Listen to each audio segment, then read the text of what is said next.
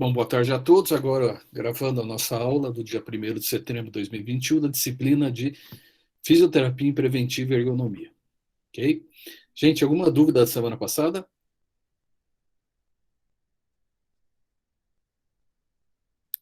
Não, tranquilo. Tudo bem?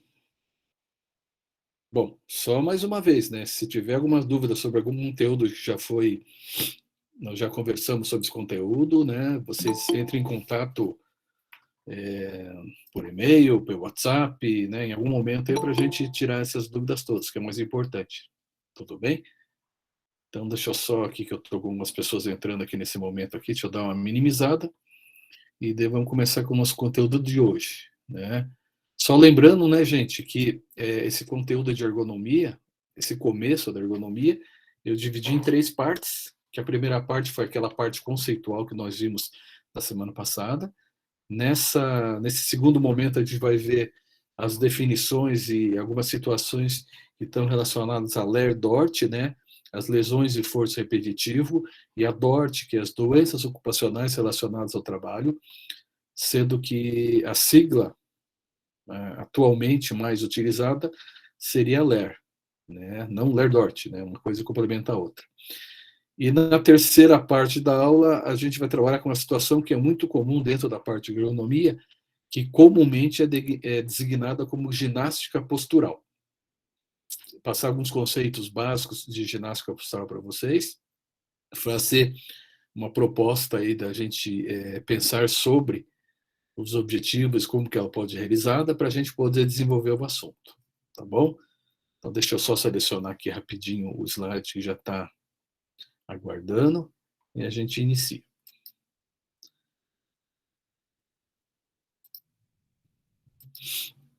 Em qualquer momento, tá, gente, que vocês tiverem alguma dúvida, vocês podem me interromper,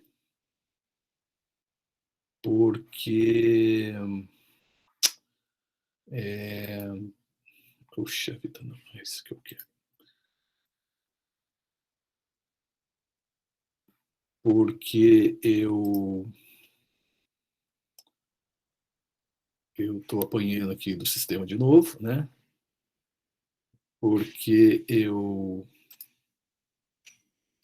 quando visualizo o meu slide, ali, a apresentação que eu tenho, né, em PDF aqui, eu não consigo autorizar, né, se alguém tiver alguma pergunta, alguma coisa, então vocês anotem lá no, no final, ou então você me interrompa pelo áudio mesmo, que não tem problema algum que a gente tire alguma dúvida de vocês, tá? Vocês estão visualizando o slide, gente? Sim, Tudo bem? Deixa eu só aproveitar aqui e ver se ele está mudando. Ele está mudando para vocês, você também, né? tá sim, só porque não tá em tela cheia, mas tá mudando. Isso, é que eu não consigo. Se eu fizer isso aqui, ó, para vocês fica em tela cheia ou não? Fica um pouco maior, sim. É o que eu consigo. Deixa eu ver se eu consigo aumentar mais, né? Deixa eu ver aqui. Não, mas já dá pra ver, não precisa aumentar máximo, já dá pra ver bem. Tá tranquilo? Ah, então Tá tá bom. sim. Então tá jóia. Beleza, gente. Se eu só voltar aqui no comecinho, né, para ficar uma coisa, ficar bonitinho aqui. Então, na segunda parte, né, gente? Então, só lembrar vocês que quando nós falamos sobre ergonomia, a gente não está falando sobre a variação apenas dinâmica, né? Desculpe, estática, né? A variação de estações de trabalho, de funções que a pessoa faz na parte de lazer ou então do esporte, que o esporte também é trabalho, né? A gente tem que sempre pensar na parte dinâmica e na parte estática também, né? Como avaliação. O nosso assunto que nós veremos depois de ginástica laboral será a variação postural, que eu passar algumas situações importantes para a gente poder entender isso.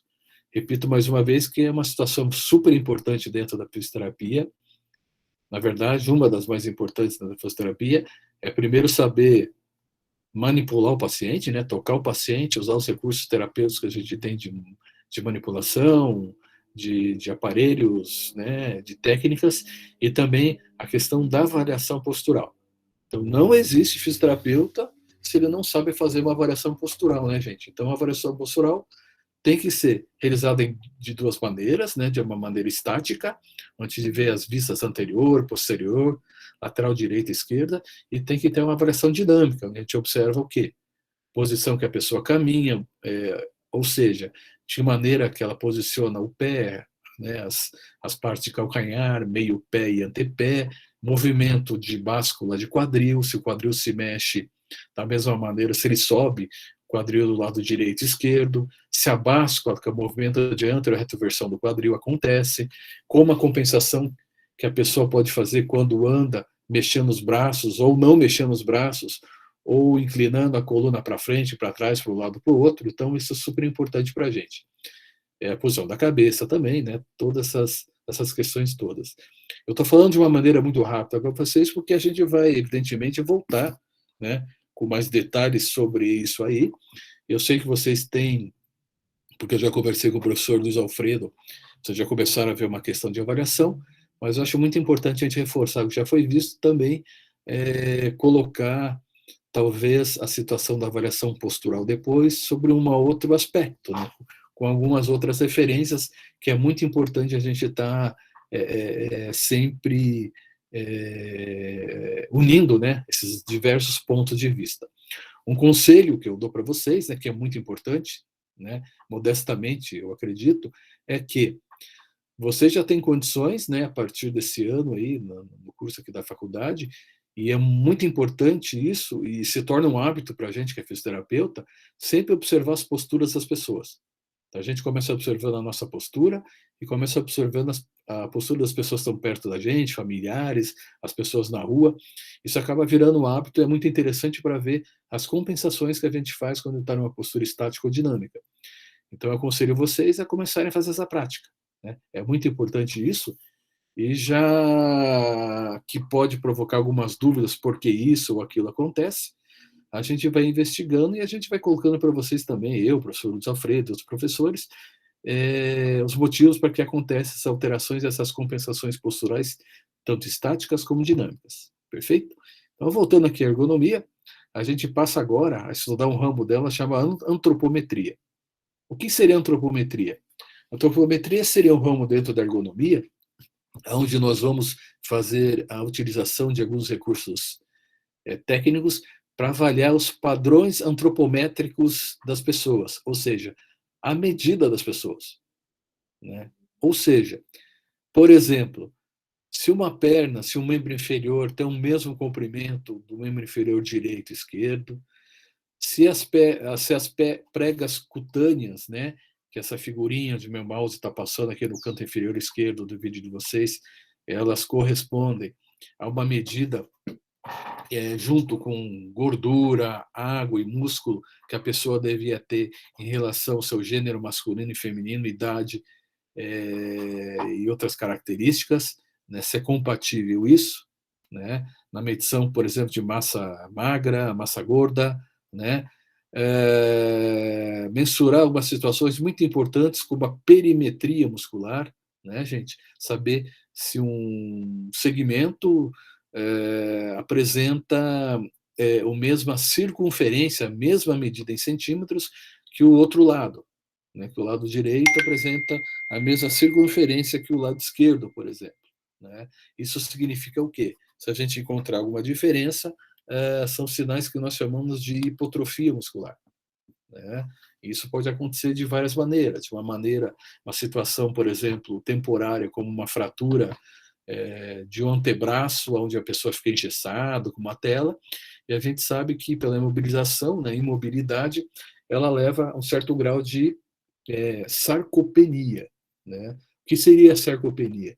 Sarcopenia é um estado fisiológico onde eu perco massa muscular, né? A sarcopenia era mais acentuada em torno dos seus 40, 45 anos de idade, ok? Mas isso aí pode ser combatido com o quê? Com exercício terapêutico, que é o nosso, né? E também com atividade física possibilitada, oferecida pelo educador físico, tá? Nessa figurinha do meio, vocês estão vendo uma balancinha, né? Uma balança digital. Nós temos essa balança aqui na clínica lá de fisioterapia, onde a gente mede, onde nós medimos a altura através desse instrumento, né? E medimos também o peso, né, da pessoa para através de uma fórmula a gente saber se aquela pessoa está dentro das medidas compatíveis com seu peso e altura. É lógico que, na atualidade, né, gente, a gente não só considera peso e altura, né? A gente considera principalmente, vocês estão vendo essas três figuras aqui do lado direito da tela de vocês, né? A gente considera principalmente essa medida onde está passando meu mouse, que é a circunferência abdominal, né? Quanto maior a circunferência abdominal, desde que a pessoa não esteja grávida, evidentemente, né? Quanto maior a circunferência abdominal em homens e mulheres, maior é o risco de doença cardiovascular. Maior é o risco da pessoa sofrer um ataque cardíaco, maior é o risco da pessoa sofrer um acidente vascular encefálico, derrame, maior é o risco da pessoa ter alguma doença vascular periférica, como uma trombose, né, que é a lentificação ou estase ou parada do retorno do sangue venoso, enfim. São doenças cardiovasculares e doenças cardiovasculares, gente, tanto em países desenvolvidos como países em desenvolvimento, é a maior causa de mortalidade, de morte, né, e de morbidade, onde a pessoa não morre, mas ela fica inválida com algumas sequelas, com algumas consequências que podem gerar custos ao serviço público, à própria pessoa e assim por diante, certo? Então, aqui só nesse quadro que vocês estão vendo aqui à direita de vocês, né, onde eu estou circulando com o mouse, né, vocês estão vendo que, ergonomicamente, né, existem medidas que apresentam uma certa proporcionalidade, né? E essa coisa da proporcionalidade do membro superior, do membro inferior, do tronco, posição de cabeça, é que vai determinar qual a posição ergonômica ou a posição que eu posso executar uma função por mais tempo sem causar fadiga e compensação muscular, certo? Essa história das proporções, gente, é muito interessante, só voltando um pouquinho na história, tem um sujeito chamado Leonardo da Vinci, acho que vocês já ouviram falar dele, né? Que ele que estabeleceu essa coisa, que ele começou a estudar o corpo humano, começou a estudar, fazer aulas de anatomia escondidas da igreja, porque era proibido profanar o corpo do ser humano, era pecado naquela época, né? E ele começou a observar que existem algumas medidas, algumas proporções, né? E ele chamava de proporções áureas, né? E ele fez aquele desenho de Leonardo da Vinci, que você já deve ter visto, que é um círculo, né? E é um homem de frente, né? Um ser humano de frente, com os braços e as pernas abertas, assim, várias medidas e vários risquinhos. Aquilo lá é o homem vitruviano, né? Aquilo lá são proporções, que ele chamou de proporções áureas, né? Do corpo das pessoas, que ele investigou naquele momento. Na ciência moderna da ergonomia, do estudo do trabalho, né, foi se identificando que existem algumas proporções que podem causar mais ou menos alterações funcionais, certo? Essa segunda figura, onde está escrito aqui no título tipos físicos, é muito importante a gente observar basicamente os tipos de corpo que a gente pode encontrar nas pessoas. Vocês lembram que tipo de corpo que eu posso encontrar nas pessoas? Talvez o professor Luiz Alfredo já tenha falado para vocês. A classificação? Brevilíneo, normolíneo e longilíneo? Isso, exatamente. Que é o famoso magricela, gordinho e o baixinho, né? São os três tipos. Né? Então a gente tem que observar dentro em qual característica corporal, né, aí de uma característica corporal geral, que o corpo ele se encaixa. Né? Na última figura, como eu já falei para vocês aqui, onde o meu mouse está passando, né, existem algumas situações temporárias, como gravidez, por exemplo, que altera toda a distribuição daquela linha da gravidade, onde a gente avalia a posição de ombro, de quadril, de joelho, de calcanhar, né, causada por uma situação temporária. Né? No gordinho, né, no brevilíneo, né, a gente também observa essa alteração aqui que tem que ser combatida de alguma maneira, né? Então, gente, eu acho importante a gente retornar aqui nas principais alterações posturais que a gente pode encontrar nas pessoas, nos avaliados, nos nossos pacientes, apesar da gente já ter falado isso um pouquinho na semana passada, né? E vocês estarem vendo isso em base de metas técnicas de avaliação física, eu acho que estão vendo, ou vocês já começaram a ver isso aqui? Em que ponto que vocês estão lá em IBMTAF com o Luiz Alfredo? O que vocês estão vendo agora no conteúdo? Agora a gente está vendo provas e funções musculares, por enquanto. Tá, mas assim, uma noção geral de avaliação pulsar vocês não tiveram ainda, né? Tiveram? Geral, sim. Mas, por exemplo, assim, as curvaturas fisiológicas da coluna, aonde passa uma linha de avaliação que a gente usar como referência, isso vocês já tiveram isso, né? Isso sim. Já. Ah, tá. Então, eu vou dar uma incentivada, eu vou dar uma implementada nisso aí, né? Para realmente isso aí ficar muito presente aí na rotina de vocês, né? Então, quando a gente fala em alterações posturais, né, gente, as principais que a gente vai encontrar o quê? Seriam as alterações tanto na vista lateral, como vocês estão identificando aqui no meu mouse, na hipercifose e hiperdordose, né, como na vista posterior, né, onde eu estou visualizando as costas da pessoa variada, né. Cabe frisar isso, apesar de ter falado semana passada, né, gente, que esses desvios posturais, eles podem acontecer por N motivos, né. Eles podem acontecer por uma causa congênita, né, a pessoa já nascer com algum defeito genético em alguma vértebra ou em várias vértebras, ainda como causa congênita, ela apresentar um desenvolvimento desigual de vértebras ou um desenvolvimento desigual de membros inferiores e membros superiores, porque vocês sabem que os nossos ossos, eles não crescem todos ao mesmo tempo, né? Os núcleozinhos de crescimento que eu tenho nas extremidades ósseas, né, eles vão se desenvolvendo em tempos diferentes, né? Então, os membros superiores, eles não crescem ao mesmo tempo que o membro inferior, né? Alguém de vocês aqui é uma pessoa bem alta que quando era mais jovem assim tinha problemas de equilíbrio, vivia caindo, batendo nas coisas? Alguém sentia isso?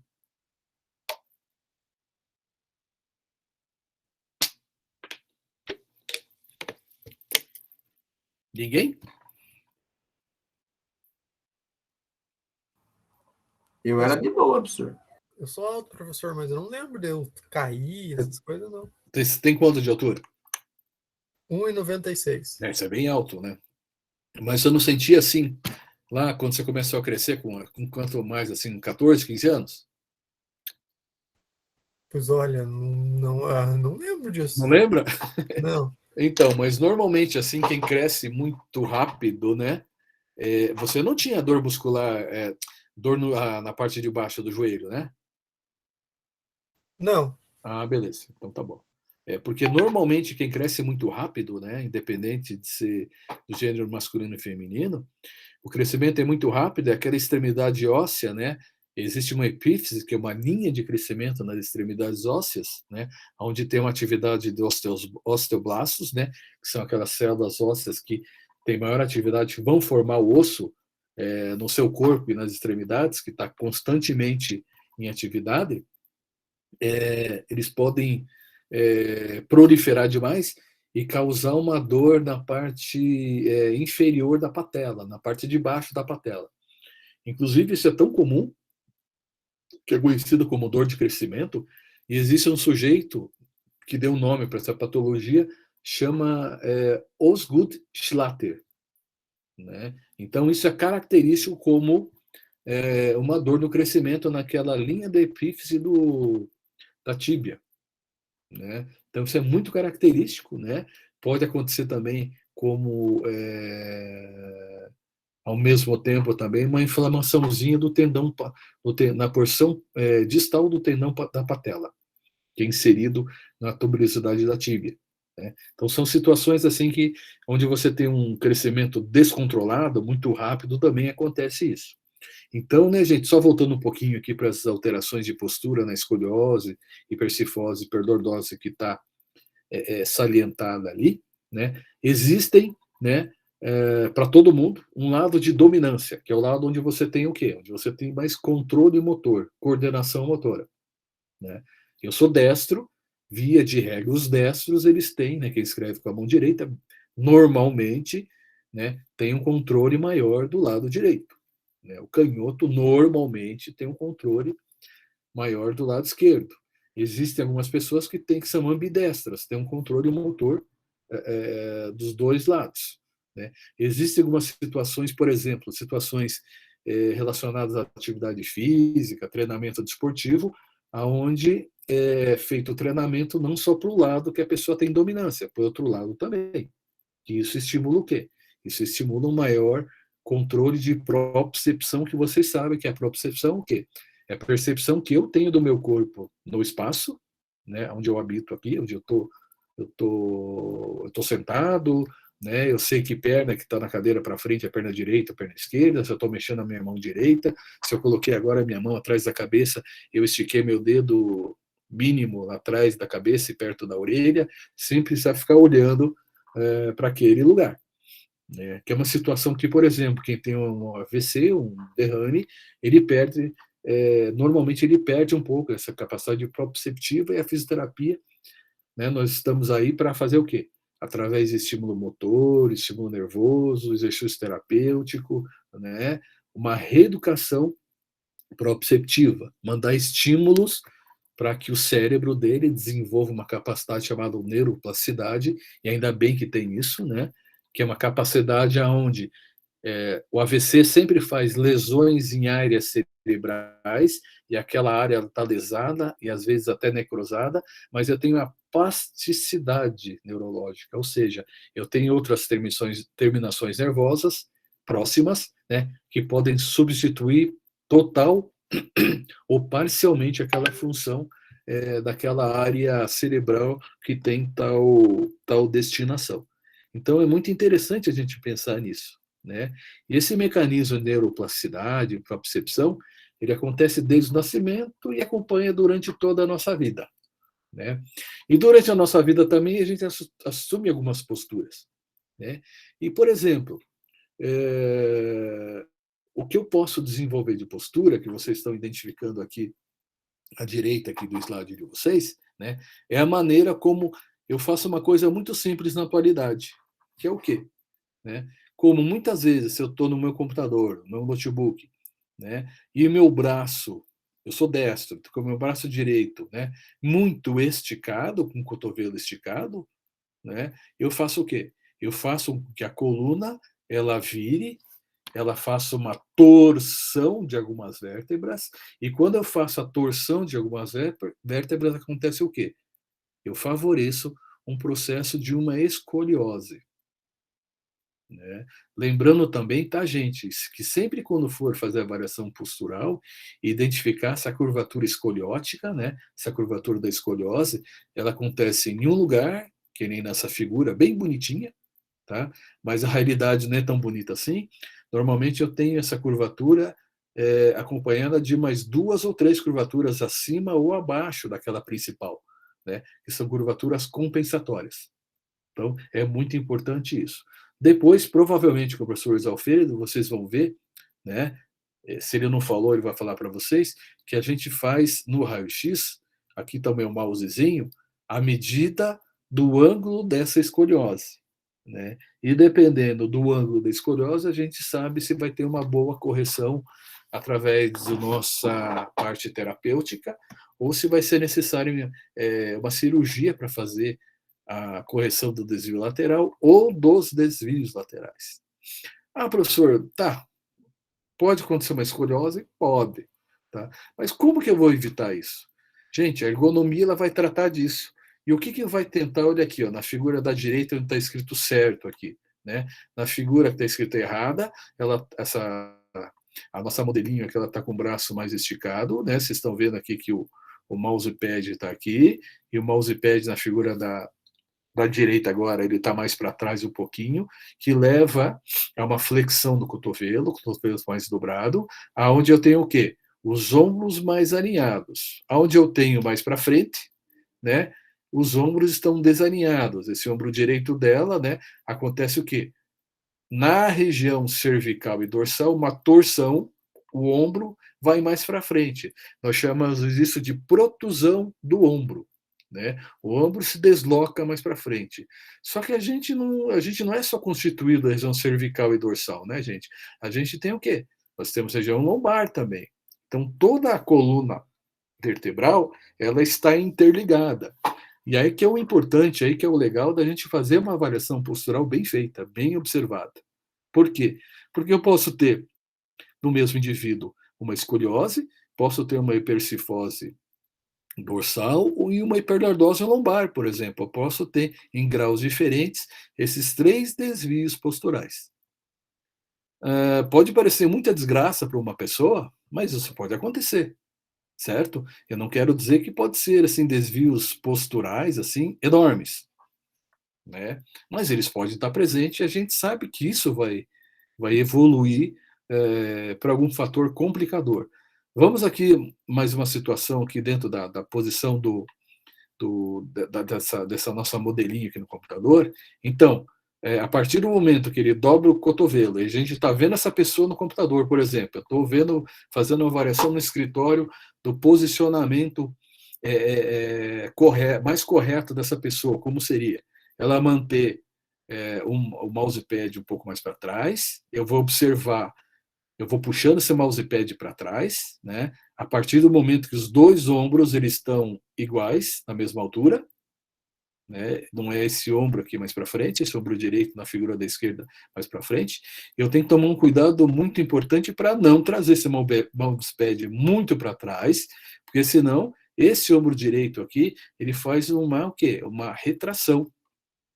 Ele faz uma protusão quando vai para frente, ele faz uma retração quando vai para trás. Né? Tudo bem, tudo bem, tudo bem, ponto e vírgula. Por quê? Aqui a gente está vendo só o posicionamento do braço que essa pessoa usa para utilizar o mouse. Mas essa pessoa ela não está sentada numa cadeira, né?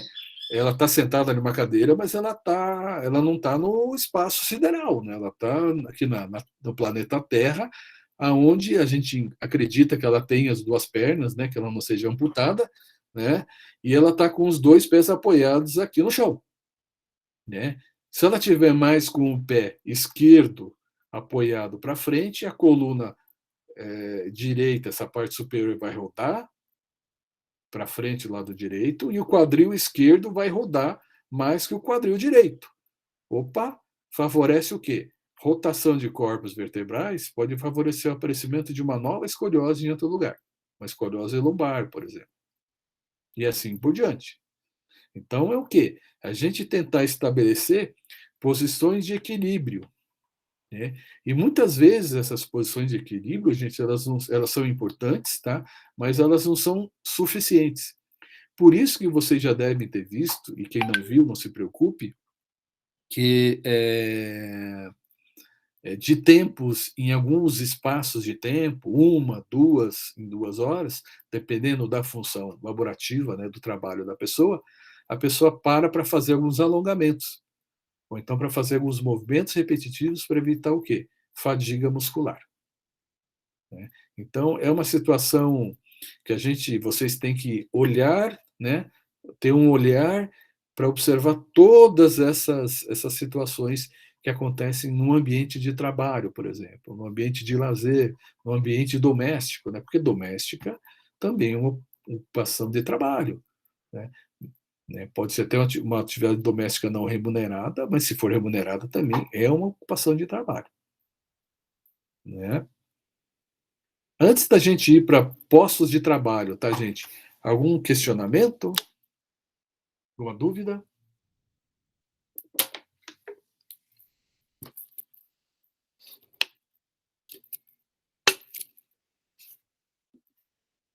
Eu vou entender esse não como um silêncio mortal, né? E vamos em diante. Gente, estou brincando, mas me interrompam se acontecer alguma dúvida. Vocês estão me escutando, né? Alguém me dê um oi, por favor. Estamos, prof. Estamos sim, professor. Beleza. Tá? Então, essa aqui, gente, é uma terminologia que a ergonomia utiliza para determinar o lugar que aquela pessoa está dinamicamente ou estaticamente posicionada durante um certo período de tempo. Né? Então, a terminologia que ela utiliza a terminologia, o nome é posto de trabalho. Tá? Esse posto de trabalho, como eu já falei para vocês, é o lugar que o trabalhador exerce essa função de trabalho, né?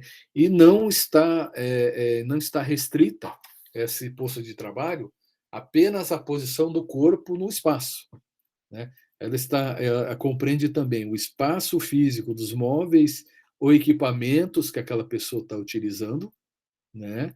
Diretamente ou indiretamente, né? Então, aqui o exemplo, que é o exemplo mais clássico que vocês estão vendo aqui à direita, na verdade, uma posição correta ao sentar em frente ao computador, né? Na verdade, aqui são o quê? São algumas sugestões, né? Algumas determinações que levam ao quê? A uma posição de fadiga, a fadiga muscular aconteça, demore mais tempo para que aconteça essa situação de fadiga muscular. Né? Então, algumas orientações, como, por exemplo, do meio ambiente, que são importantes para favorecer ou então retardar a fadiga, que o ambiente seja pintada, né, as paredes sejam de cores mais neutras, que o equipamento seja de cor mais neutra, né, evitar aquelas cores berrantes que podem estimular demais e indiretamente a pessoa faz contratura de algumas musculaturas que podem levar a um cansaço precoce, né? A gente sabe que algumas cores, né, dentro da cromoterapia, como por exemplo o vermelho, o amarelo, elas são muito estimulantes. E muito tempo na frente de um computador, de uma televisão, né, a radiação que aquela tela emite, desde que ela não tenha um filtro, né, felizmente hoje em dia os equipamentos estão saindo já com um controle maior da emissão dessa radiação, né, ela pode favorecer com que a pessoa ela canse, né, mais cedo, né? Pode até ser aquele cansaço visual, né? Que vai usar um óculos, que sente a vista cansada, que sente indisposição, e aquilo reflete em posturas, por exemplo, num pescoço, né? Num ombro, onde ela começa a sentir dor no pescoço, né? E aquilo vai subindo cada vez mais, assim, ela vai sentindo dores, a palpação importantes. Então, o ambiente, né? A cor do ambiente é muito importante nesse sentido, né? Ambientes mais relaxantes, eles tendem a que a produção, né, ela seja um pouco melhor. Né? Muito importante também o quê? Quando a gente fala de emissão de tela de computador, principalmente, né? Que o brilho esteja ajustado para uma posição neutra, né? Nem muito brilho, nem pouco brilho. Eu não sei se vocês sabiam, né? Mas todo computador ele tem uma regulagem de brilho. Né? É interessante deixar no meio, posição do meio. Né? Muita gente não sabe disso, né? Mas bem interessante deixar nessa posição mediana ali que está fazendo um controle do brilho.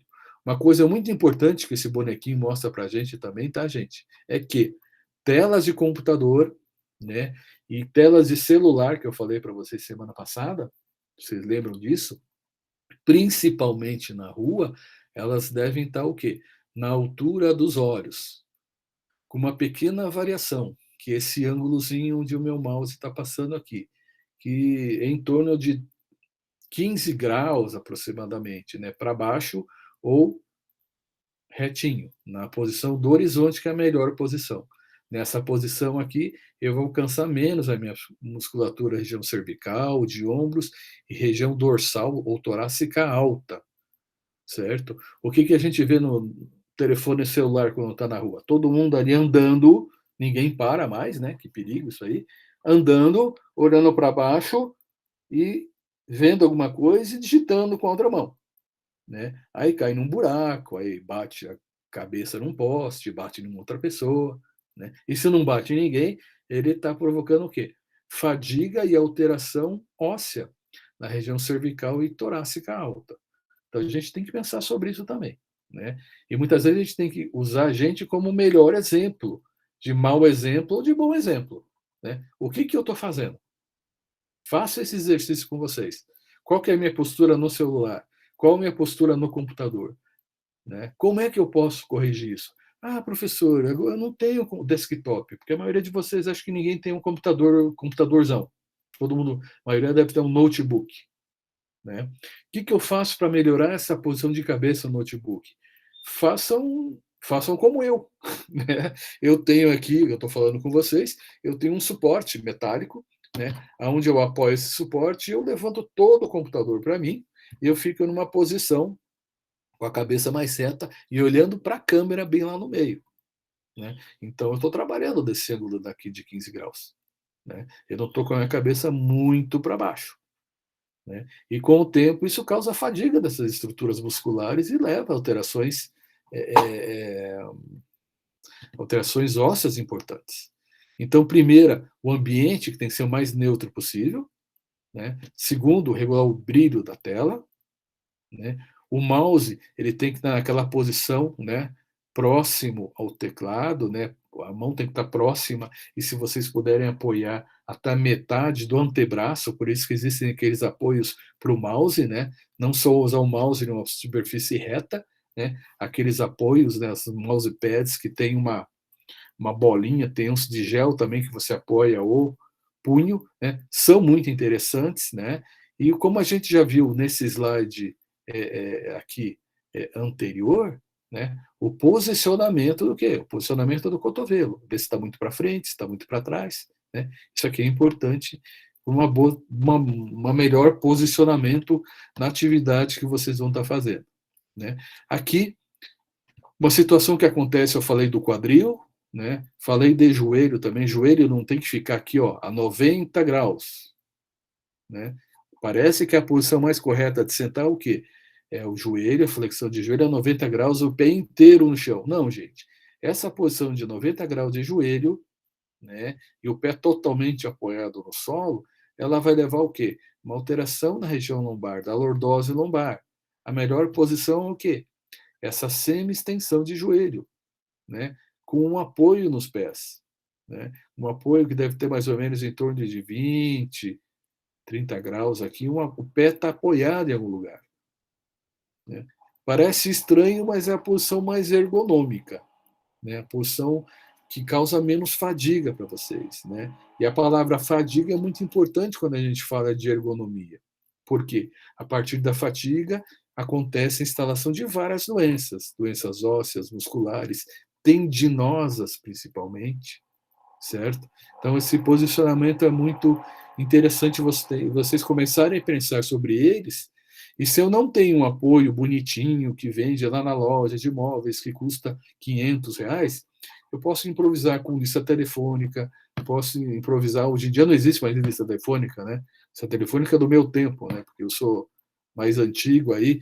Posso improvisar com caixas, né? Caixa de papelão, um livro bem grosso. Então, eu posso fazer improvisações para ter uma melhor postura, certo? Aqui do lado direito, né, da tela de vocês, a gente está vendo algumas outras orientações. Já vimos para vocês ombros e quadris mais alinhados, evitar essa posição de jogar o ombro muito para frente ou muito para trás, ou jogar um lado ou o outro. Né? Tem que sempre buscar o equilíbrio de ombro e de quadril. Né? Está muito tempo sentado na cadeira, ali levanta, alonga um pouquinho, né? Alonga isso de espaço de trás da coxa, alonga a coluna e alonga o ombro, e alonga peitoral. Alongou isso, que é um dos fundamentos que a gente vai ver na nossa aula semana que vem em ginástica laboral, tá, gente? Já valeu. Vocês voltam melhores, voltam menos cansados fisicamente, que depois leva ao cansaço mental também, né? Com a dificuldade de se concentrar em alguma coisa. Né? O encosto, muito importante, deve ser um encosto adaptado, né, à curvatura da coluna. Né? Então, aquelas cadeiras que tem aquele encosto reto, né, fuja daquelas cadeiras. Né? A cadeira ela tem que ter o encosto da cadeira, onde o meu mouse está passando aqui para vocês estão vendo, ele tem que ter um certo ângulo. Né? E esse encosto, que a gente chama de espaldar, né? Esse espaldar ele tem que ser para trás, como está mostrando aqui na cadeira. Ele não pode ser reto e nem para frente. Ah, professor, mas tem algumas cadeiras aqui que não tem esse encosto mais alto. Eles têm um encosto que vem até na região lombar alta, no finalzinho da torácica. Eu não uso? Não, use, mas use bem esse encosto, né? Apoie a sua coluna na cadeira. Não faça que nem muita gente que faz, que começa a sentar na pontinha da cadeira. Tem gente que senta, aposto que tem gente que está fazendo isso agora e está vendo, está se corrigindo aí, né? Que coloca uma perna em cima da outra, que coloca uma perna embaixo da outra. Tem gente que senta com as duas pernas para trás da cadeira, né? Existem várias adaptações que são feitas, né? Mas isso aqui, gente, é uma posição, pode parecer estranha, pode parecer cansativa, mas não é. É uma posição que provoca menos fadiga muscular, né? Que permite que a gente fique mais tempo nessa situação sem sentir desconforto, né? Evidentemente, na região do espaldar, esse apoio nas costas da cadeira, se ele quanto mais alto, melhor. Mas ele sempre tem uma curvatura. E tem umas cadeiras que são aquelas cadeiras de chefe, né? Que tem um apoio aqui, parece aquele apoio de carro, né? Para essa região aqui atrás da cabeça. Tá bom? Que seria o ideal, né? Mas entre o ideal e o que a gente pode comprar são duas coisas diferentes. Mas a gente tem a nossa inteligência para fazer o quê? Fazer adaptações. Ah, professor, eu tenho uma cadeira reta, né? Ela me incomoda e me dói as costas. O que eu faço? Gente, a gente não tem uma lordose lombar fisiológica, né? Que é aquela está aumentada, né? Essa figura da hipercifose aqui, vocês estão vendo aqui onde o meu mouse está passando, a lordose, a curvatura lombar, da região lombar. Vocês estão vendo na hiperlordose o aumento da região da lordose lombar, o aumento dessa curvatura, né? Essa parte lombar aqui, essa parte anterior das vértebras, foi mais para frente comparado com essa aqui, né? Se eu quero fazer o quê? Se eu estou sentado há muito tempo, né, em uma cadeira que é muito reta aqui, não tem essa curvatura, o que eu faço? Se eu colocar uma almofada e eu vou me adaptando na espessura da almofada, eu provoco o quê? Eu provoco um pouquinho o aumento da curvatura lombar, ela se acomoda aqui e ela fica numa posição mais fisiológica, mesmo eu estando com o joelho 90 graus e o pé todo apoiado no chão. Ok? Isso tudo, gente, a ergonomia favorece, a ergonomia apresentou para a gente, a ergonomia ela diz que são essas adaptações que a gente tem que fazer no nosso ambiente de trabalho, no ambiente de casa, né? E essas sugestões vocês vão fazer para os pacientes de vocês, né? É muito importante isso. O paciente vai passar lá 50, 60 minutos com vocês e vai passar 24, 48 horas em casa fazendo a mesma coisa errada. Adianta? Não adianta, né? A gente tem que ter orientações posturais para casa. E a ergonomia, ela favorece, né? Ela nos orienta nessas orientações. Uma outra situação que eu acho muito importante, né? Que cadeira que a gente vai ficar muito tempo sentado, gente, tá? É muito importante que ele tenha esse descanso lateral, né? E que vocês usem o descanso lateral. Né? O descanso lateral foi feito para apoiar o antebraço inteiro, não é para decoração. Então, ele tem que ser utilizado. Né? E uma coisa importante também, né, na regular a posição da cadeira. Ou seja, a melhor posição da cadeira, né, é quando o assento da cadeira, que o espaldar da cadeira, apoio de braço da cadeira e o assento da cadeira, tá? Ele vai estar nessa posição aqui, né, de semi-extensão de joelho, e o assento da cadeira ele esteja abaixo do joelho, da patela. O joelho sempre vai ter que estar mais alto do que o assento da cadeira. Eu já vi algumas pessoas sentando que colocam aquela cadeira lá embaixo, no chão, né? Parece carro rebaixado que a gente vê na rua, né? Se isso aqui tiver muito para baixo, gente, né, e a perna tiver uma hiperflexão, a patela vai fazer o quê? Ela vai vir para baixo, né, e ela vai fazer uma hiperflexão e ela vai estar mais baixa que o assento. Não adianta nada. Vocês vão estar provocando o quê? Vocês estão provocando o quê? Estresse, cansaço, fadiga nas estruturas. E o que a gente quer evitar ao máximo. Professor, seguindo todas essas orientações, eu não vou ter fadiga? Eu vou ter uma vida feliz? Não vai acontecer nada comigo? Vai. Por isso que a gente tem que ter o quê? A gente tem que ter uma atividade física compensatória.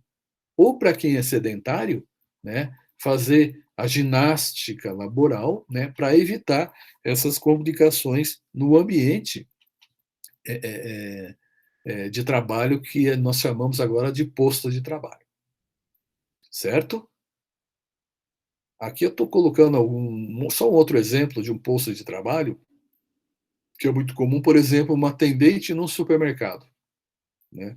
Tudo isso aqui, gente, é calculado para que fique numa posição mais neutra que cause menos fadiga. A altura daquele lugar onde passa as compras, né? A cadeira em que a caixa do supermercado está sentada, posicionamento das mãos, a altura do carrinho. Vocês já estão vendo que esse artista aqui está vendo que não sei se é um celular, aqui a cabeça já está para frente, a coluna já está inclinada para frente, uma flexão anterior de tronco, ele já está com uma perna mais dobrada que a outra, né? Ele já está jogando mais o peso ali naquela perna esquerda. Né? Então, vocês estão vendo que a situação, a gente, sem querer, a gente tem esses erros recorrentes de postura. Né? Vamos citar aqui essa pessoa, essa mulher que está fazendo a compra aqui. Né? Ela está usando, precisa saber se ela usa mais essa bolsa só no ombro esquerdo, se ela usa no ombro direito, né? Como é que é a posição desse artista aqui que guarda as compras. Né? Então, todo esse ambiente que envolve tudo isso é muito. O piso, se o piso é antiderrapante ou não, as cores que envolvem esse ambiente, né? Tudo isso é muito importante na verificação do posto de trabalho. Né? E o profissional que faz isso, existe um técnico de trabalho, onde ele segue algumas normativas do Ministério do Trabalho aqui no Brasil, né? Mas existe o fisioterapeuta do trabalho que interfere no ambiente, ajuda o engenheiro, então o técnico de segurança de trabalho, né? Com a sugestão de algumas posturas, uma intervenção no próprio ambiente. Certo? Então, gente, aqui nós entramos propriamente na LER, né, nas lesões de esforço repetitivo, né, ou nas DORTs, que são as doenças ocupacionais relacionadas ao trabalho. Quais os sintomas da LER? Ou seja, quais os sintomas que existe um desequilíbrio em qualquer tipo de tecido? Tecido tendinoso, tecido muscular, tecido ósseo, né? Questão de comportamento. Quais são os sintomas que alguma coisa não está bem com aquele trabalhador, com aquela pessoa? Tá? Principalmente aqui que vocês estão vendo nesse quadro da direita, né? Quando a sensação e o relato de dor, né? E dor de qualquer maneira. Né? Existe uma escala de classificação de dor que chama escala visual analógica de dor, né? Onde a pessoa classifica a dor dela naquele momento, tá? Naquele momento que ela está sentindo, em uma escala de 0 sem dor nenhuma, a 10 uma dor máxima. E a gente pede para essa pessoa riscar, né? Ela é toda milimetrada, 0, 1, 2, 3, 8, 10, né? E ela vai milimetrando. Quanto mais perto do 10 é a dor máxima que ela tem. Quanto mais perto do 0, é uma dor mínima que ela tem, ou 0, não tem dor nenhuma, evidentemente. Existem algumas adaptações da escala visual analógica de dor que funcionam com carinhas. Né? Sem dor é aquela carinha dando risada. E aquela cara com uma dor muito forte, aquela cara braba, vermelha, soltando fumacinha, né? Que significa uma dor muito intensa. Né? Normalmente, tá, gente, nos nossos pacientes da clínica, paciente com dor aguda, uma dor crônica, a gente sempre pede para ele dizer para a gente de 0 a 10 quanto que ele está sentindo dor naquele momento, antes de começar a sessão, que você já vai controlando no teu prontuário como que evolui isso. Mas uma maneira de se avaliar dor é em relação à intensidade. Tá? A outra maneira de a gente avaliar dor é em relação à localização, em que ponto que ela está localizada. Se ela localiza em um tecido muscular, em vários tecidos musculares, em uma articulação, em várias articulações, né? E o tipo da dor. Se aquela dor ela é dor, ela irradia para algum lugar. Né? Se ela acontece naquele lugar, ou acontece em um trajeto, né,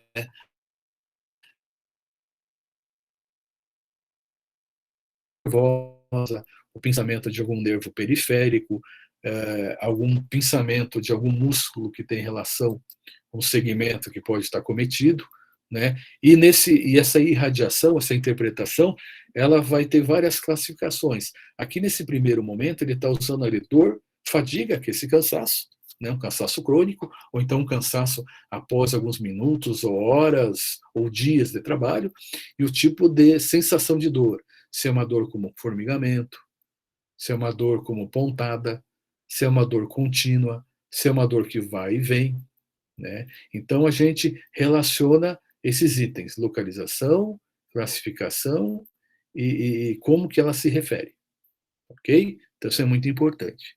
Outra questão importante relacionada à Ler-Dort, e aqui eu não estou falando se ela é aguda crônica, certo? Pode ser na fase aguda, pode ser na fase crônica, e o grande problema para o paciente, para a gente na fisioterapia, é que normalmente o paciente que tem a Ler-Dort, ele tem esse quadro repetitivo. Ele tem um quadro agudo, melhora, faz fisioterapia, fica um tempo legal, né? E depois volta num quadro agudo de novo. E esse quadro vai se cronificando, agudo, crônico, com maior ou menor intervalo entre as crises mais fortes de dor. Tá? Então, é muito importante, durante aquele momento de crise, né, entender a dor, a localização dela, como ela se processa, né, se apresenta diminuição de força muscular, ou então de movimento, por exemplo, uma lesão muito frequente é uma Ler-Dort de punho, né, uma tendinite, que pode ser inflamação do retináculo, né, que é aquela bainha tendinosa que envolve, né, o punho, né, o carpo, né, pode ser inflamação de alguns tendões, tipo do rádio, da ulna, né, ou de extensores e flexores dos dedos, por atividade repetitiva, né. Vocês lembram lá da anatomia, que, por exemplo, no carpo, né, no punho, é uma região pequena, onde eu tenho o quê? Passando muitas estruturas, muitos tendões musculares, tenho muita inervação passando ali, artérias e veias passando por regiões apertadas, e é onde eu tenho excesso de movimento, eu tenho atrito, né? Eu tenho essas estruturas se encostando uma nas outras, né? Eu tenho excesso de movimento articular, né? Que provoca a inflamação dessas articulações, do tendão, em alguns lugares, né? Alguém estava com o microfone aberto aí. Acho que fechou. Tudo bem. Então, eu tenho o quê? Eu tenho alteração de força muscular. Na mão, eu tenho alteração de prensa muscular. Né? Eu não consigo segurar aquele objeto. Pode ser um objeto pequeno, um objeto grande. Né? Eu não tenho essa habilidade de manipular um material. Né? Que pode levar, como falar naquele terceiro item ali, uma falta de, entre aspas, firmeza nas mãos, por exemplo. Né? Evidentemente, quando faço uma pesquisa, né, no ambiente de trabalho, uma pesquisa no indivíduo que está relatando um quadro de Ler-Dort, eu tenho que identificar se existem algumas alterações em alguns outros segmentos corporais. Né? Por quê? Então, eu falei para vocês, né, gente, que é muito comum ter essa queixa, quem faz trabalho de digitação, alguma coisa nesse sentido, né? Até no próprio supermercado que apareceu, movimento de punho, está digitando ali na máquina do caixa, ter dor do punho. Essa dor no punho, a gente pensa o quê? Que pode ser uma inflamação de um tendão, de um retináculo de tendões, né? A parte muscular ou a parte vascular do punho. Mas se eu tenho que investigar o quê, gente? Eu tenho que investigar se essa pessoa não tem uma epicondilite, que é uma inflamação nos epicôndilos, né, na região do cotovelo, na parte lateral ou medial do cotovelo, que está irradiando, né, começou no cotovelo e está refletindo ali no punho, ou se ela não tem uma bursite ou uma inflamação tendinosa no ombro, que irradia para o cotovelo, que irradia para o punho, ou não irradia para o cotovelo, já irradia direto lá no punho, né? Que pode ser uma inflamação, ou se ela tem uma cervicobraquialgia, né? Que é uma inflamação na coluna cervical, que pode irradiar lá direto para o punho. sem passar nem pelo cotovelo e nem pelo ombro. Pode passar pelo ombro e cotovelo? Pode. Como é que eu vou fazer? Como é que eu vou saber isso? Fazendo palpação muscular, palpação óssea, testes ósseos, verificando a amplitude do movimento dessas articulações. O que eu quero dizer com isso? Gente, é muito fácil eu falar, chegar uma pessoa que está com dor no punho, lá, vem fazer uma avaliação fisioterapêutica com a gente, né? Ah, estou com dor no punho. Ah, você faz o quê? Sou caixa de supermercado. Ah, é? Então tá bom. Quanto tempo? Tanto tempo. A dor de que tipo? É desse tipo. Tá doendo no punho? Eu estou conversando com a pessoa, olhei para o punho da pessoa, está um pouquinho inchado, eu vou fazer um ultrassom, vou fazer um laser. Vai melhorar? Até pode melhorar, mas ele não vai evoluir. Por quê? Porque eu não fiz o exame físico, gente. Eu não palpei as estruturas. Eu não verifiquei se o comprometimento é isolado, punho, se o comprometimento é cotovelo e punho, se o comprometimento é ombro, cotovelo ou punho, se o comprometimento é coluna cervical, ombro, cotovelo e punho, se o comprometimento é só na cervical, se é só no ombro, se é só no cotovelo ou é só no punho. Então é muito importante o quê? Não ter consulta, né, do SUS, que é consulta 5 minutos. Olhou para a cara lá do freguês, né, olhou para o lugar que ele está tendo dor e prescreve alguma coisa, faz alguma coisa e manda embora. Gente, isso não existe, pelo amor de Deus. Tá? Isso é ser um péssimo profissional. Né? Péssimo profissional. Né? A pessoa que faz isso não vai ter um futuro dentro de qualquer área da saúde, principalmente dentro da fisioterapia. Ele não vai progredir nesse sentido. Certo? Deixa eu só... nós já estamos aqui, são... deixa eu ver aqui, 14 horas e 20 minutos. Deixa eu só conferir aqui. E 24 minutos. Né? Deixa eu só ver o que acontece aqui na nossa frente. Vocês estão acompanhando aqui, eu estou descendo devagar. Né? Quantos slides que eu tenho aqui? Ainda dá tempo de eu falar disso aqui, sem problema algum. Tá? Então, gente, é muito importante a gente fazer o quê?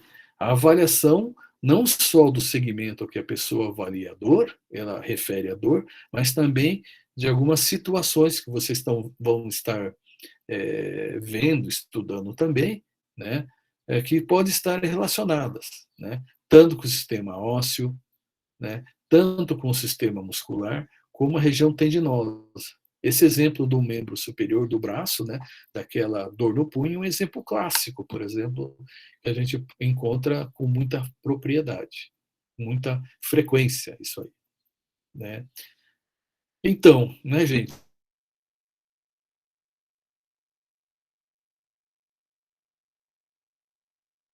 Eu não tenho um trauma, é um movimento de repetição, um movimento que se repete muito, milhares de vezes no dia, milhões de vezes durante a semana, né? Elas vão lesar aquelas estruturas que são as estruturas onde acontece o quê?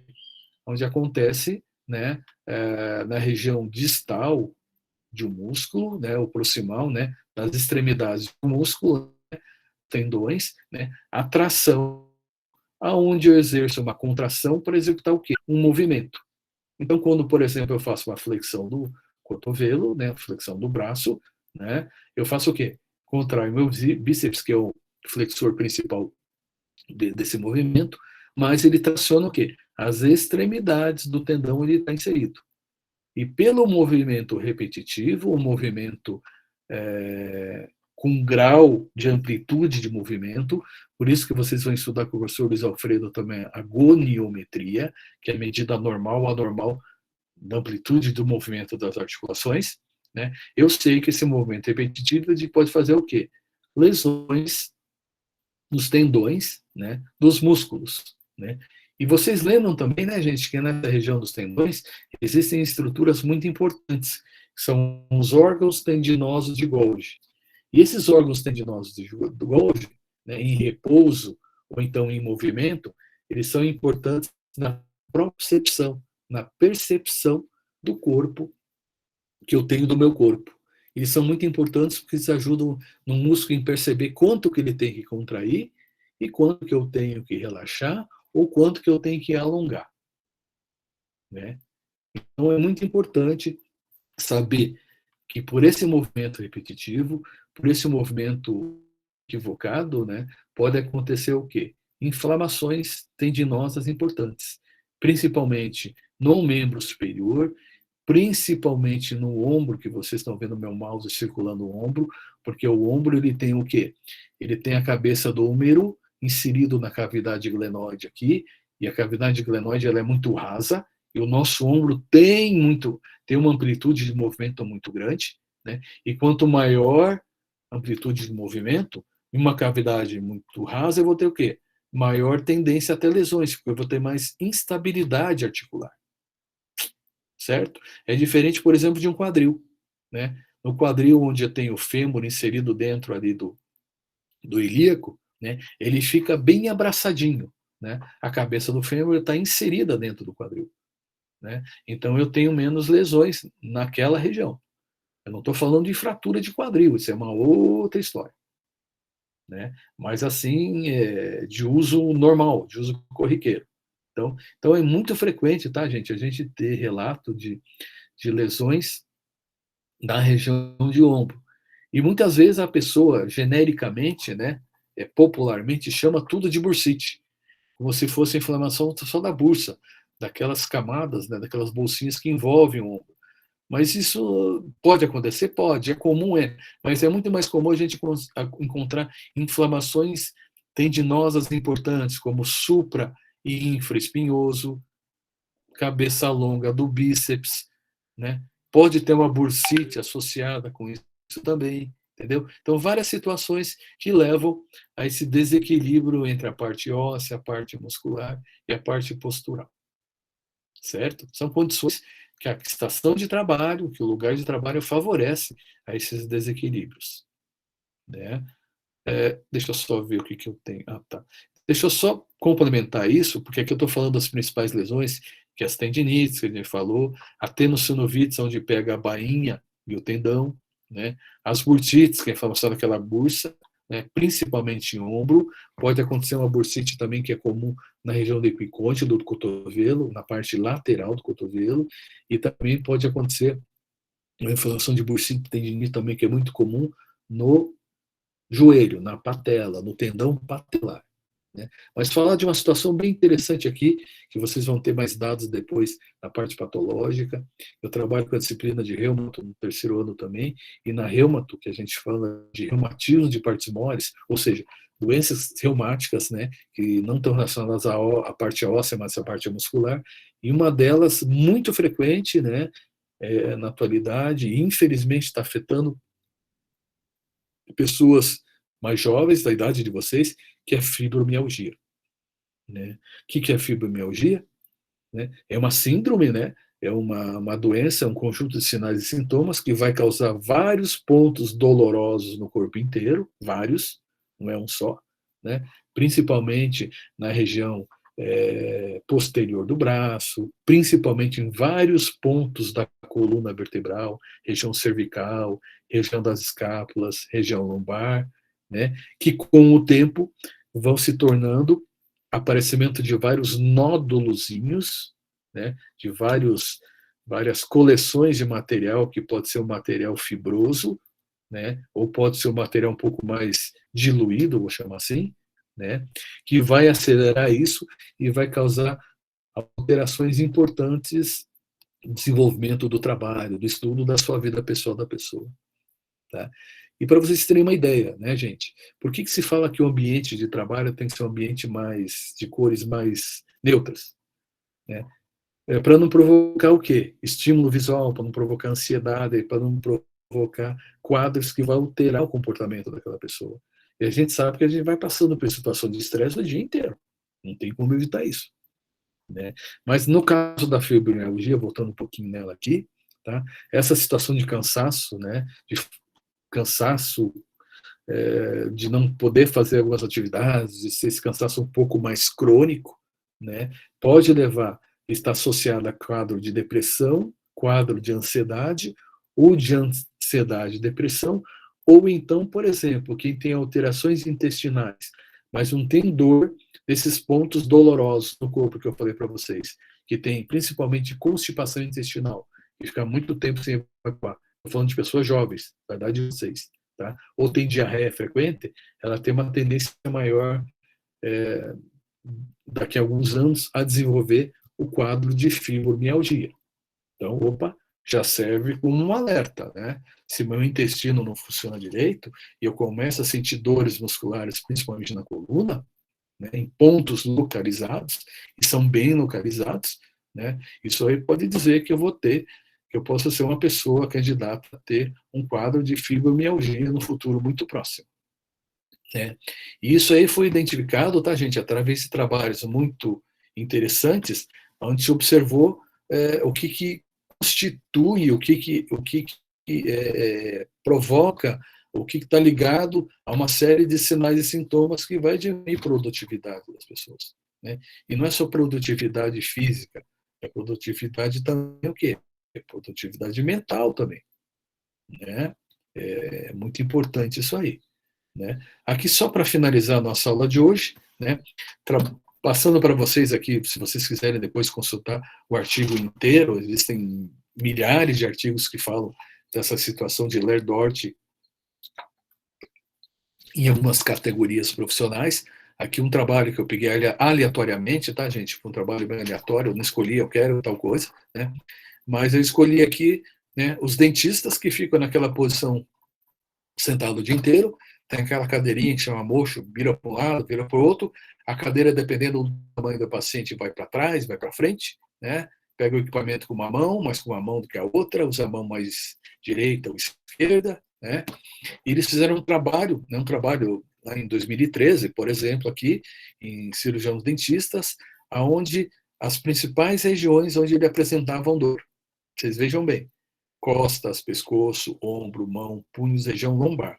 E aqui vocês evidenciam aqui que, ó, quando ele fala costas, o genérico é coluna vertebral como um todo. Tá?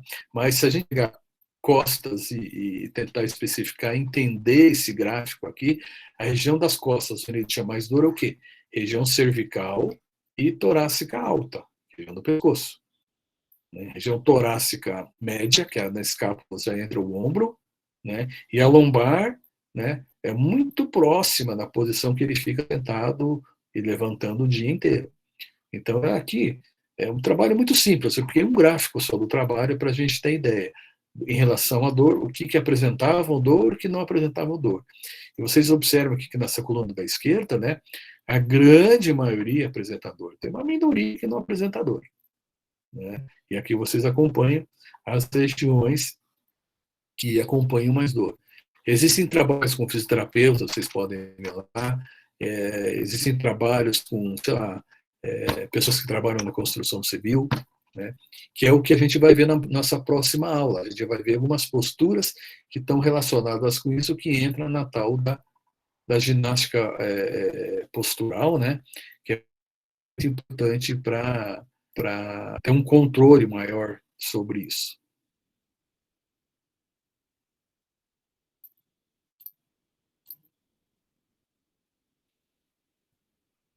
Agora eu só estou parando aqui para a gente poder voltar e retirar algumas dúvidas. Eu sei, né, gente? A gente sabe que é bastante conteúdo, né? A gente começa a imaginar uma série de coisas, né? Abre muitas possibilidades, né? E a gente está aqui para estar conversando. Por isso que sempre no começo das aulas eu estou perguntando para vocês, daí, gente, como é que ficou a coisa em relação à semana passada, as outras aulas também? Surgiu alguma dúvida, algum exemplo que de repente agora você não pensou, mas te deu um insight ali, né? Você teve, nossa, eu nunca tinha pensado nisso, que pode estar relacionado com tal coisa. Né? Então faz parte de um processo a gente assimilar isso aí e tentar sempre transportar para a realidade nossa. Né? Então, das outras pessoas, e vocês agora, vocês já sabem, né? O fisioterapeuta tem que ser meio detetive, ele vai investigando o que está acontecendo ali. Certo? Algum questionamento, gente? Alguma dúvida? Vamos lá.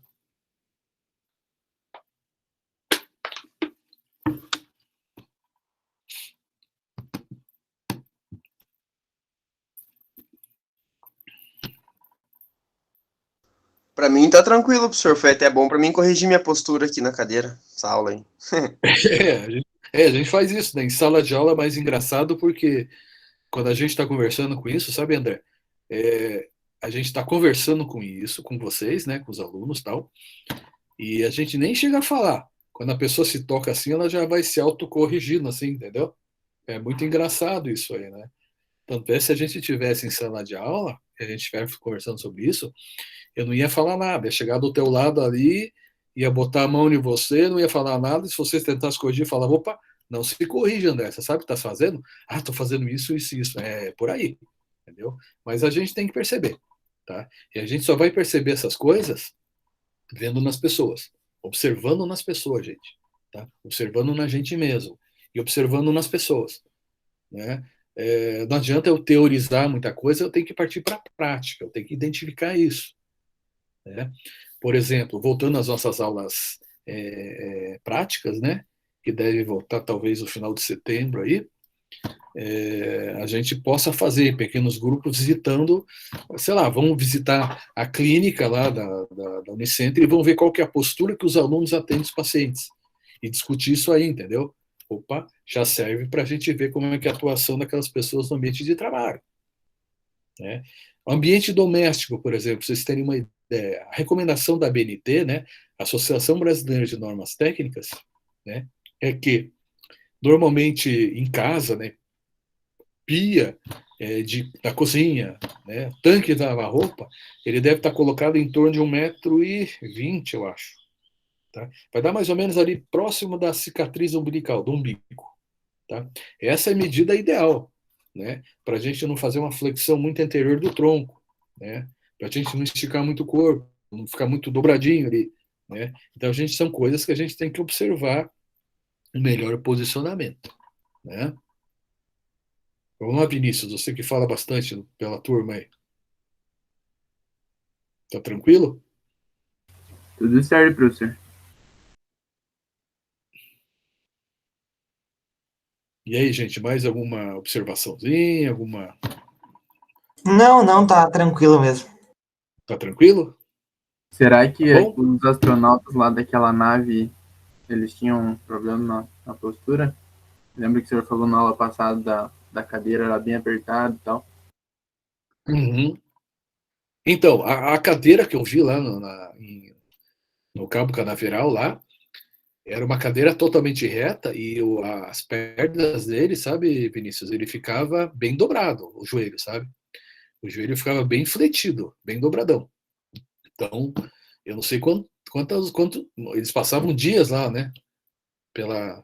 Na órbita, os que foram para a Lua, essa coisa toda, eles passavam dias, né, naquela posição. É muito complicado. E ainda tem mais um fator complicador, por exemplo, nos astronautas. A gente tem uma coisa chamada imponderabilidade gravitacional. O que é isso, esse nome bonito? Né? É a falta da ação gravidade nos músculos, na parte óssea. Né?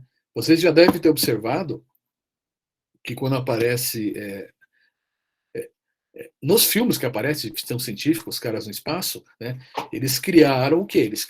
Sempre criam uma grade dentro da espaçonave, né? Mas na realidade não existe isso. O ser humano não conseguiu simular a gravidade numa estação espacial, então no foguete. Então você saiu da estratosfera ali, né? E agora tem aquele pessoal que está alugando, né? Voos que você vai para a estratosfera e fica lá flutuando, fica dando cambalhota, né? Como se fosse um astronauta, que é bem legal isso, né? Mas ele não é muito legal essa coisa, acontece o seguinte: quanto mais tempo o corpo humano passa sem gravidade, né? Mais atrofia muscular eu tenho e mais fragilidade o osso vai desenvolvendo, né? Porque o peso da gravidade, né? O peso que puxa a gente para o centro do planeta aqui, eu tinha um professor no cursinho que sempre falava que gravidade é o peso que puxa a gente para o inferno e a gente não vai para o inferno, né? A gente fica na Terra, né? O peso que puxa a gente para o centro do planeta, que é a gravidade, é muito importante para estimular a propriocepção, para estimular o trofismo muscular, né? E para estimular o quê? A parte óssea, porque não acontece o processo de osteoporose e osteopenia, né? Que pode acontecer de maneira precoce ou não. Então, lá em cima, né? independente dos filmes de ficção científica, que todo mundo é bonitinho, né, como se estivesse em casa, essa coisa toda, né, isso não é realidade. Então, os caras eles estão o dia inteiro lá assim, né, sem ação da gravidade, eles estão flutuando. E isso aí é patológico. Tanto é que você já deve ter escutado, ouvido falar, por exemplo, da corrente russa, né? A corrente russa foi criada pelos russos, evidentemente, lá na década de 80 e poucos, né? Que é um tipo de eletroestimulação para estimular a parte muscular para aconteça uma menor atrofia. O pessoal que vai para as estações espaciais lá, eles fazem bastante atividade física, bastante bicicleta, exercícios com pesos para prevenir isso. E mesmo assim eles têm perda de massa muscular e mesmo assim eles têm perda de massa óssea. Eu acho que você, né, José, você é formado em educação física, né? Sou sim, professor. Você é, né? Então, você já deve ter visto aqui, que tem um colega de vocês aqui, educador físico aqui em Guarapuava, que tem o biofeedback, né? Não é biofeedback, X-Buddy é o nome comercial disso aí. Já Você vai lá, faz alguns movimentos, né? É bem legal aquilo lá, né? E você está fazendo e você vai tendo estímulo elétrico em vários grupos musculares ao mesmo tempo, né? Isso, bem joia. Então, é bem legal isso aí. É uma maneira de você, né, você fazer o quê? Estimular a propriocepção, percepção do teu corpo no espaço, e mandar estímulos para músculos onde você não trabalharia, por exemplo. E é o que eles fazem lá em cima no espaço. Pela falta da gravidade, né? Eu preciso, né, o astronauta precisa trabalhar isso para chegar aqui na Terra e não conseguir ficar em pé. Os primeiros não conseguiam ficar em pé quando voltavam aqui para a Terra, sabe? Isso foi um fenômeno que ninguém conhecia, né? Que a partir da corrida espacial se conheceu os efeitos disso, né? A gente chama de sarcopenia, da osteopenia, né? Que é a parte muscular e a parte óssea também, que pode acelerar a degeneração. Muito legal, professor. Não tinha pensado nessa parte, mas muito joia mesmo. É interessante, né? Tem muita coisa para a gente ver, conversar, bem legal, né? Mais alguma pergunta, gente? Não? Então tá bom. Então tá jóia. Agradeço a presença de todo mundo, beleza? Nos vemos na próxima quarta-feira, tá? Bom feriado para vocês. Descansem e estudem um pouquinho também, tá bom? Beleza, Tchau, professor. vocês. Até mais. Tchau, Beleza, professor. Valeu. Tchau, tchau. professor. Tchau, prof. Tchau. Tchau, professor. Até mais. Oi?